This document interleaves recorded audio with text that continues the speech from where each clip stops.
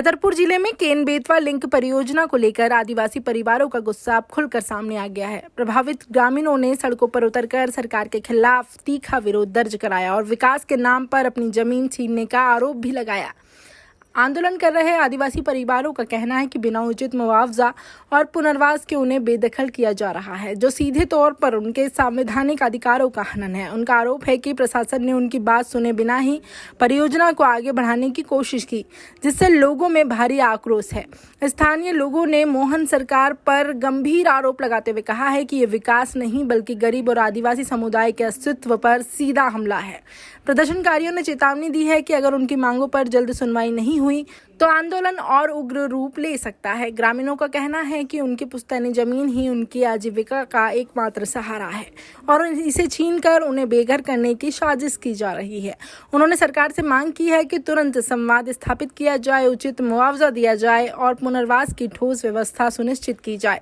आंदोलनकारियों ने साफ शब्दों में कहा है कि जब तक उन्हें न्याय नहीं मिलेगा तब तक उनका संघर्ष जारी रहेगा और वे दिल्ली तक आंदोलन को ले जाने के लिए भी तैयार है।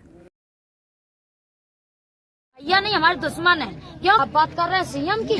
सीएम जो 12,000 रुपए दे रहे हैं वो हमें नहीं चाहिए। वो भैया नहीं हमारे दुश्मन है, क्योंकि वो 1200 रुपए में हमें खरीद कर रखा है। क्या नहीं चाहिए हमें वो 1200 रुपए? वो ले ले अपनों और रख के एक तरफ। हमें नहीं चाहिए ये सब 1200 रुपए।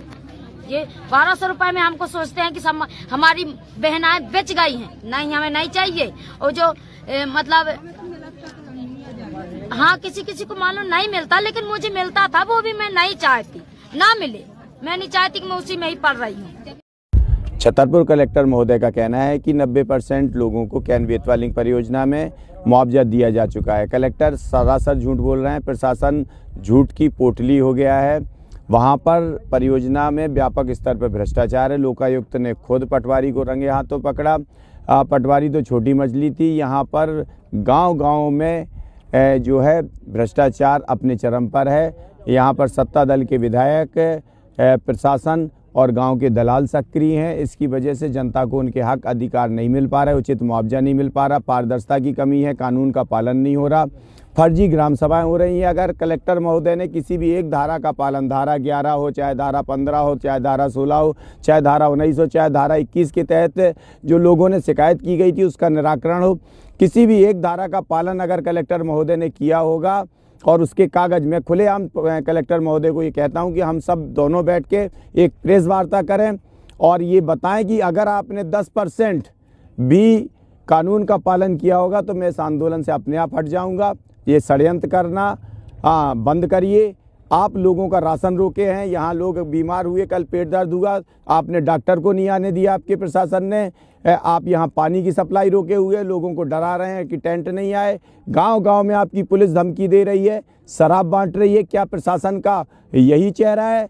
आपने भ्रष्टाचार किया हुआ है। उस भ्रष्टाचार को छुपाने के लिए आप गाँव की जनता को, प्रभावित लोगों को, ये प्रभावित नहीं प्रताड़ित लोग हैं आपसे, इन प्रताड़ित लोगों को आप लूटने और उसका काम कर रहे हैं। लगातार यहाँ लोगों को लाठीचार्ज, कहीं इस तरह की धमकी दी जा रही है। यहाँ 163 धारा आपने लगाई हुई है, जो यहाँ आपको शायद याद नहीं होगा क्योंकि आप तो अपनी एसी से बाहर निकलते नहीं हैं जनता से मिलने तक के लिए। ये जो केन नदी है, ये केन नदी हमारे छतरपुर और पन्ना जिले की सीमा के बीच में से बहती है। आधी केन नदी पन्ना वालों की आती है। जो आंदोलन हो रहा है ये केन नदी के बीच में हो रहा है। पन्ना वाले अपनी पन्ना की सीमा में हैं, छतरपुर वाले छतरपुर की सीमा में हैं और हम लोग कानून के लिए आंदोलन कर रहे हैं। आप लोग संविधान का, कानून का, लोकतंत्र का खुलेआम उल्लंघन कर रहे हो। चूँकि आपने भ्रष्टाचार किया, मैं आपको खुलेआम ये चुनौती देता हूँ कि एक टेबल पे हम बैठ लें और आप कागज रखिए। अगर आप ग्राम सभा बताइए कि ग्राम सभा एक भी हुई हो, धारा 11 आपने विधिवत जो प्रारंभिक अधिसूचना वो तक लगाई हो,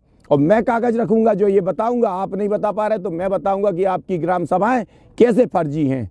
और यदि आप में नैतिक साहस है, हमारे देश में लोकतंत्र है, मैं वो बात नहीं कह रहा हूँ कि हम आप बैठ के दोनों लोग सार्वजनिक रूप से टेबल पे कल आ जाएं, जब आप कहें तब आ जाएं। हम लोग एक संयुक्त प्रेस वार्ता कर लेते हैं। आप अपनी बात रख दीजिए, हम अपनी बात रख दें, जनता को तय करने दें कौन सही है कौन गलत है। अगर आपने 10% भी कानून का पालन किया होगा तो मैं इस आंदोलन से हट जाऊंगा। दूसरी बात ये कि कल प्रशासन क्योंकि प्रशासन राशन रोक रहा है, पानी रोक रहा है, लोगों को धमकी दे रहा है, भ्रष्टाचार में लिप्त है। तो कल जब हम लोग सिर्फ मिलने गए प्रशासन से, जनता वहाँ गई, अगर जनता अगर उनके पीछे दौड़ रही होती तो प्रशासन के पीछा करती। वो एक स्थान जहाँ आपने बैरिकेड लगाया वहाँ तक क्यों रुक गई? वहाँ तक वो तेज़ी से गए, लेकिन उसके आगे एक कदम नहीं बढ़ाया, क्योंकि आपके मन में डर है, भय है, आपके मन में खुद चोर है, इसलिए आप डर के भागे और आपने ये रचना रची कि जनता को कैसे बदनाम किया जाए। आप यहाँ रोज़ षड्यंत्र रख रहे हैं। आपके पुलिस वाले यहाँ लोगों को दारू बांट के यहाँ पर लड़ने झगड़ा करने के लिए प्रेरित करते हैं। हमारे कई युवाओं ने वहाँ पकड़ा और उसे देखा, और यहाँ गांव के लोग बता रहे हैं कि गांव-गांव में धमकी दी जा रही है, कोई पानी नहीं देगा, पानी का टैंकर यहाँ एक दिन सिर्फ आ पाया। उस बीच पे आपने बुला लिया, टेंट वाले ने टेंट लगाया, आपने टेंट उखड़वा दिया। आप यहाँ लोगों के राशन नहीं आने दे रहे हैं, लोगों को नहीं आने दे रहे हैं, पानी के लिए लोगों को परेशान कर रहे हैं। हम लोग मजबूरी में नदी का पानी पी रहे हैं, लोग बीमार हो रहे हैं। देखिए, मैं ये आपसे कहना चाहता हूँ कि कानून का आपकी तरफ से घोर उल्लंघन हुआ। आपने सिर्फ 1 महीने में सर्वे की बात कही थी, हमने 2 महीने का समय दिया। आप कितने गाँव में सर्वे करा पाए? इसी से आपकी पोल खुल जाती है।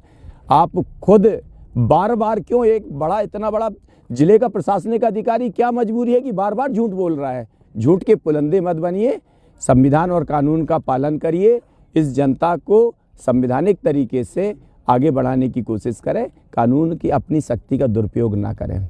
जनता के हित के लिए आपको शक्ति मिली हुई है, यदि आप इसका दुरुपयोग करेंगे तो फिर हम लोगों को आपको हाई कोर्ट में और ऊपर ले जाना पड़ेगा। बंद करो।